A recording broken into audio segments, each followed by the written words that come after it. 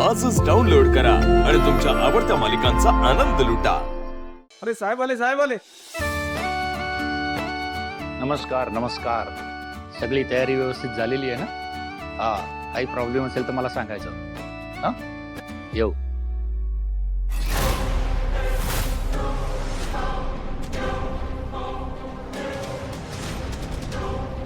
साहेब,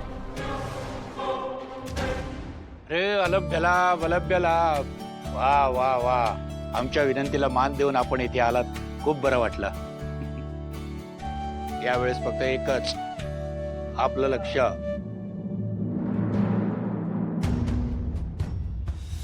आई,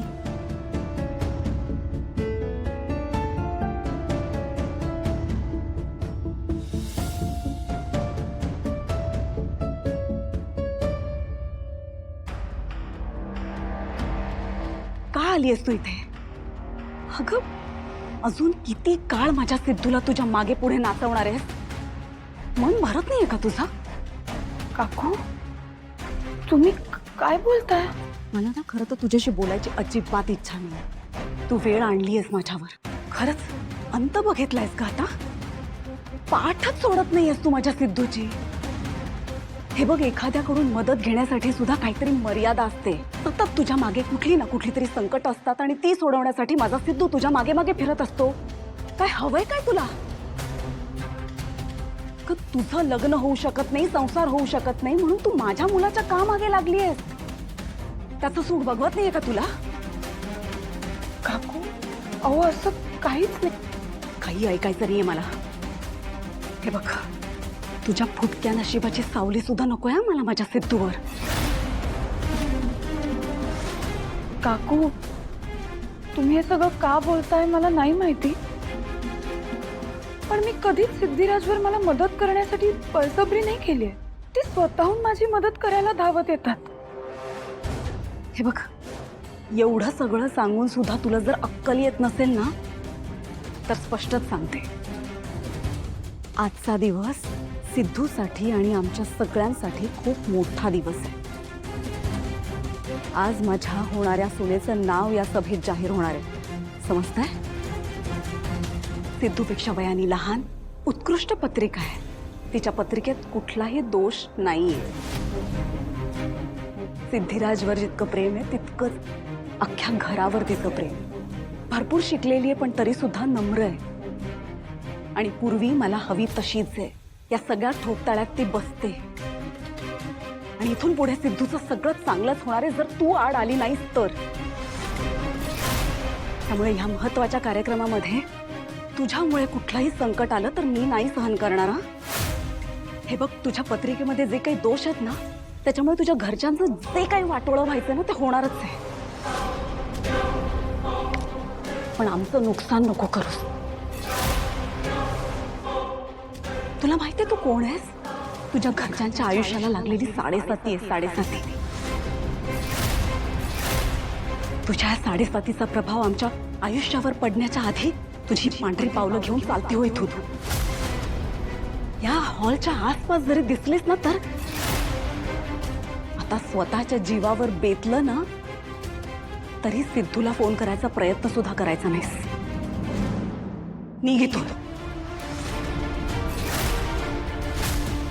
काकू, मी आजपर्यंत कधीच सिद्धिराजचं काही वाईट व्हावं असं मनातही नाही आणलं आणि यापुढेही कधी माझ्या मनात अशी गोष्ट नाही येणार। तरी मी इथून निघून जाण्याने सिद्धिराजचं सगळं चांगलं होईल असं तुम्हाला वाटत असेल ना, तर मी इथून निघून जायला तयार आहे। तुमच्या मनाविरुद्ध मी इथे पाऊलही नाही टाकणार।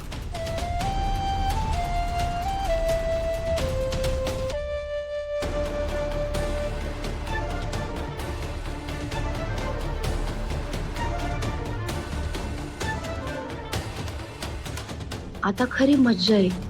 आता जेव्हा सिद्धूला कळेल की भावना सभेतून गायब झाली आहे, तेव्हा तो नक्कीच भावनाला शोधायला इथून बाहेर पडेल आणि सभेच्या ऐन वेळेवर सिद्धू जागेवर नसेल। मग सभेचा विचका होईल आणि सिद्धूचा अपमान। आता माझं आणि अधिराजचं महत्व वाढण्यापासून कोणीही थांबवू शकणार नाही। आधीच खूप उशीर केलायस तू सिद्धू. जर आज पण तू सांगू शकला नाहीस तर हातून सगळं गमावलंय असं समज.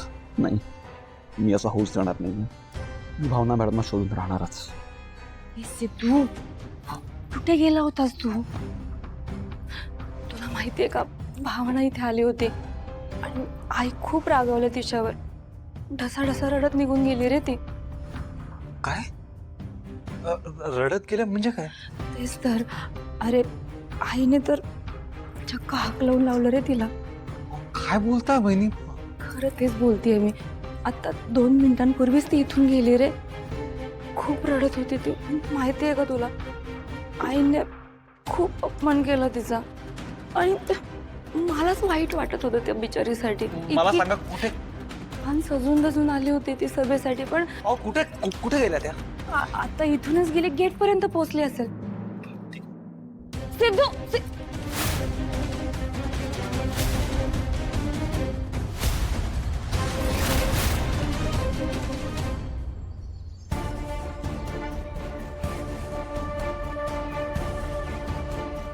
मी रिक्षा.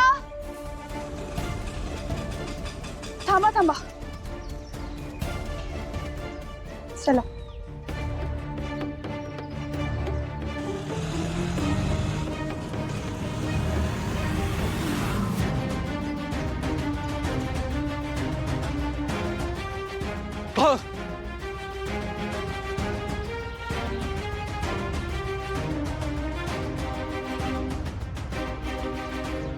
काय रे सिद्धू, काय झालं?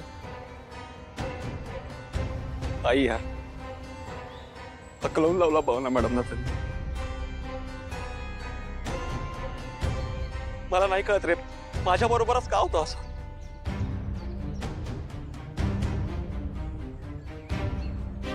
बस